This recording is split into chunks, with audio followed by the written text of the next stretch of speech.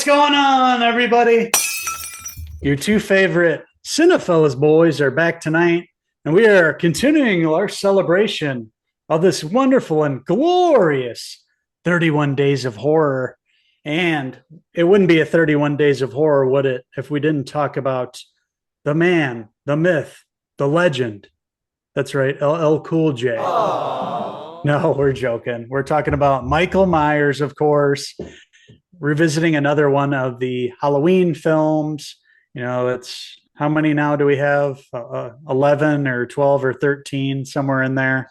And we're going back, towards the, middle of these films, we'll say. This one was number 7, I believe, in the franchise. Right after this, we got, Busta Rhymes join the cast here. So we were going right before that one. This one was shot back in 1998. It was directed by Steve Miner. We're talking about Halloween H20.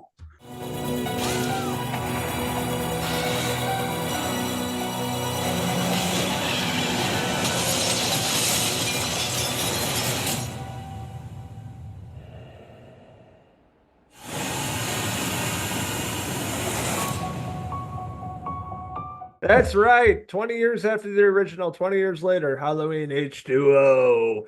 Right at the end of the 90s on the, Miramax films were out, Scream. We had Kevin Williamson with Dawson's Creek and of course Scream, it basically has that same kind of vibe to this film, the young teenagers at the time, up and comers, taking on Michael Myers and old Haddonfield. But this time instead of Haddonfield, they go up to Northern California, where Laurie Strode is basically fakes her death, and she's like the dean of students at this Northern California school, and trying to get away from all of that, the trauma that happened to her with her brother and killing all the people.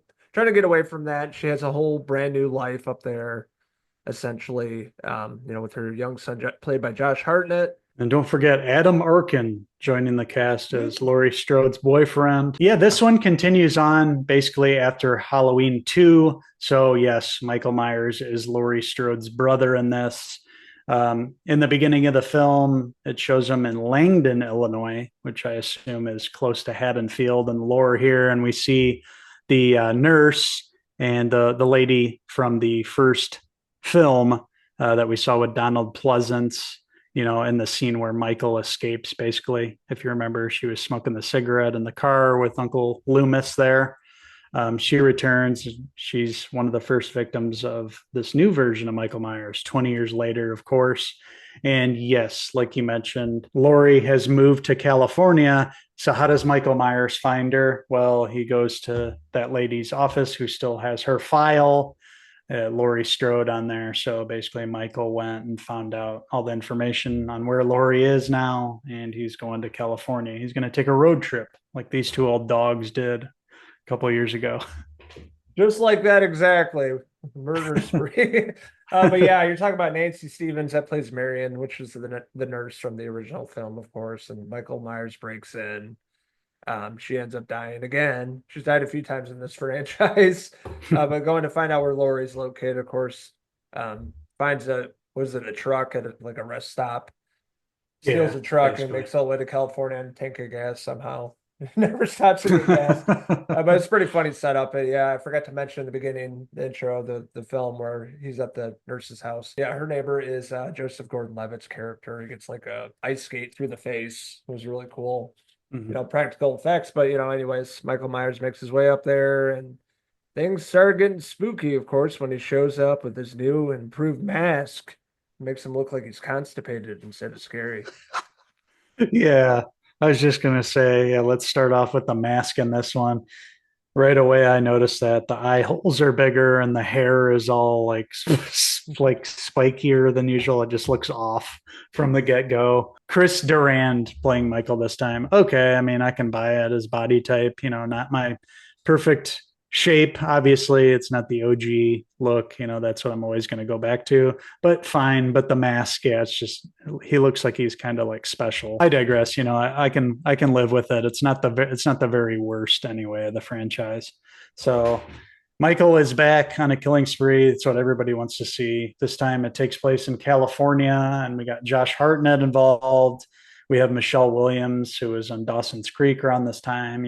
Both of those actors have gone on to do a lot of great stuff, a lot of critical acclaim too. So to see him back in this era was pretty cool, see him all young and, kind of angsty and, playing teens here, but of course they were probably 25. But yeah, Michael ends up finding Laurie, of course, and it starts off pretty cool enough at this like academy kind of dorm rooms and whatnot. And then you have LL Cool J as the security guard. He's also a poet at that too, security guard.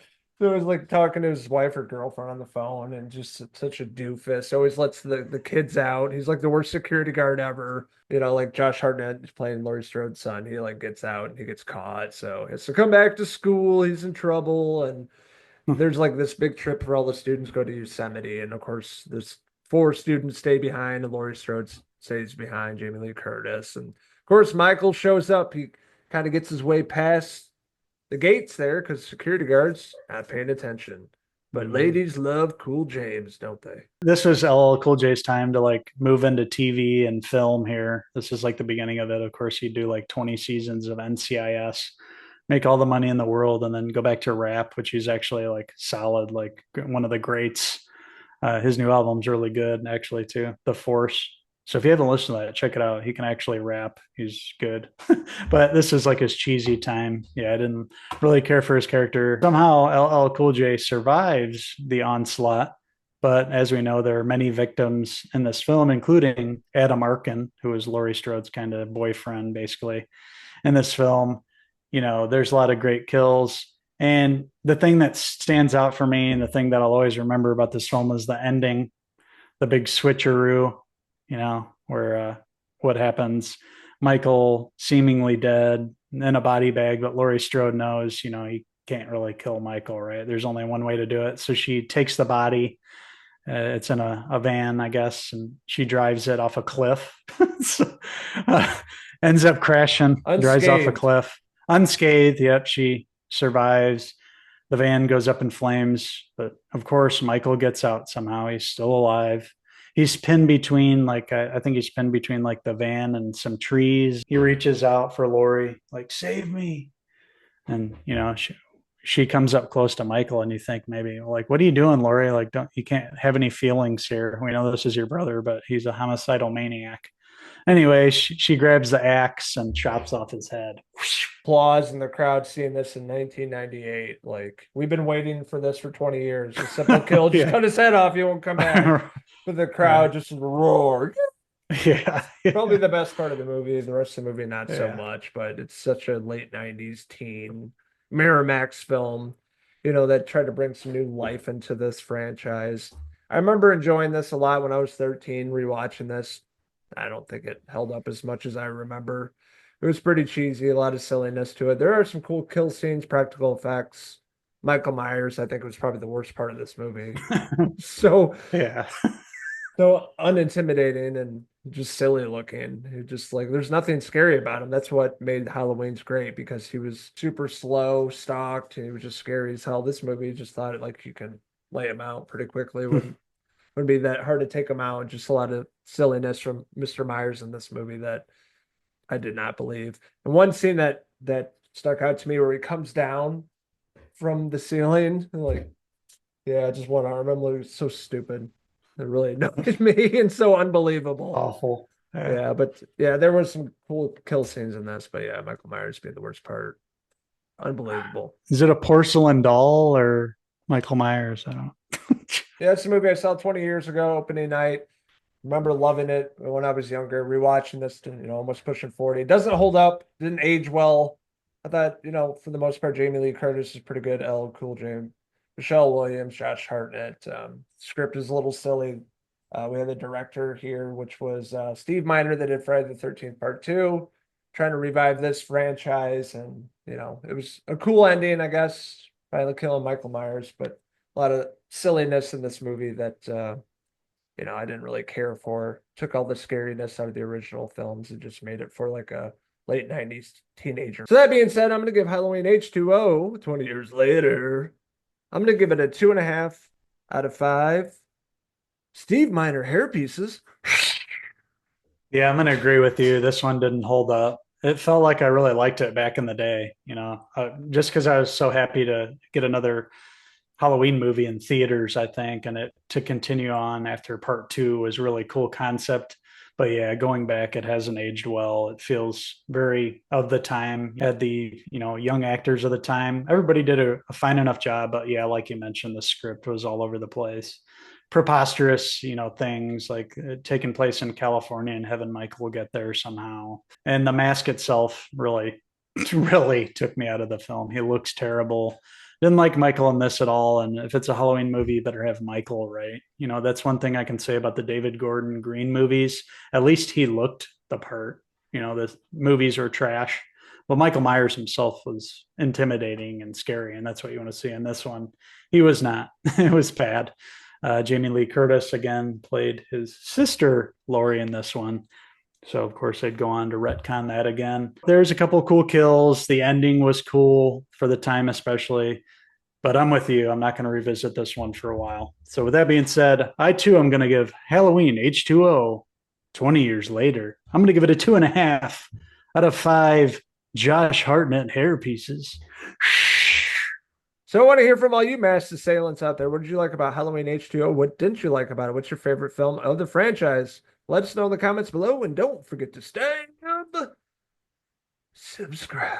Also, check out these wild Haddonfield enthusiasts on Facebook, X, and Instagram, and our website, Cinephellas.com, for the latest, greatest TV, movie news, and horror reviews. You can't kill Michael. He always comes back. He's going to be back again in a television format, I guess we're going to get. So interesting. We'll see how that one turns out. Not holding out hopes, but it would be cool to go back, shoot it like it was a 70s movie like the original, and have a longer version of that. Could be interesting. We'll see what happens. Can't do any worse than the past 3. With that being said, thank you guys for watching another installment of the 31 Days of Horror. We're having a blast shooting these, getting to watch these movies over again and review them for all you horror fanatics out there. So please give us some love below, leave us a comment, like, and don't forget to subscribe.